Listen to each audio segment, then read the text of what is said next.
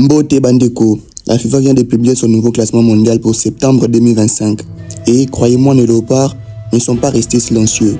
Mais avant de vous révéler où se situe la RDC, il faut comprendre le décor, qui domine le monde, qui règne sur l'Afrique. Et surtout, combien de marches restent à gravir pour que nos léopards retrouvent leur place parmi les grands. Reste bien jusqu'à la fin parce que je vais vous expliquer pourquoi la RDC progresse malgré une défaite. Et pourquoi l'Argentine perd sa première place. Au sommet du football mondial, un changement spectaculaire se dessine. L'Espagne arrache la première place. Comment?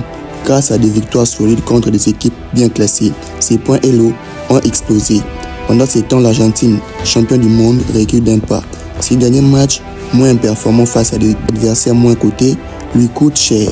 La France reste solide juste derrière. Et l'Angleterre, le Brésil, le Portugal, les Pays-Bas, la Belgique, l'Allemagne et la Croatie ferment ces cercles de géants. Chaque match compte, chaque point peut tout changer.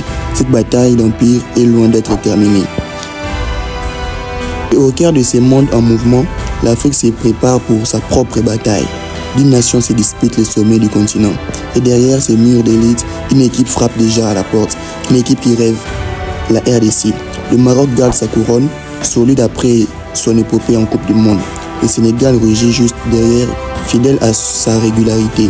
Et l'Égypte revient en force avec des résultats impressionnants. L'Algérie, le Nigeria, la Côte d'Ivoire, la Tunisie, le Cameroun, le Mali et l'Afrique du Sud complètent ces tops africains, toutes bien installées dans leur position. Et la RDC dans tout ça. Les léopards ont disputé 2 matchs pour la qualification de la Coupe du Monde 2026. Une victoire précieuse et une défaite serrée. Mais malgré cette défaite, la RDC progresse d'une marche grâce au système de points FIFA. La victoire a apporté beaucoup. Le poids des matchs officiels est élevé.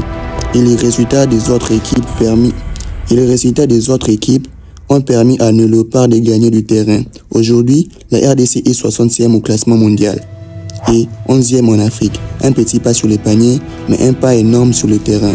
Cela montre que nos léopards avancent, qu'ils restent dans la course et qu'il y a encore des opportunités pour entrer dans les top 10 africains.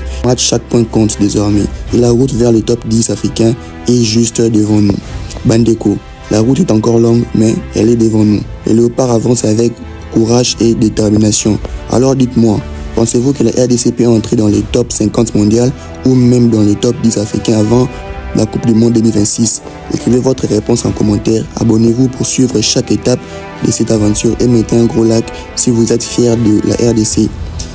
Et mettez un gros like si vous êtes fiers de voir la RDC progresser sur la scène mondiale. Si vous aimez ce genre de contenu, alors allez-y voir mes autres vidéos sur la RDC, dans laquelle je clarifie l'affaire Assane Diao et Youssouf Ali sur une possible sanction du Sénégal et du Soudan.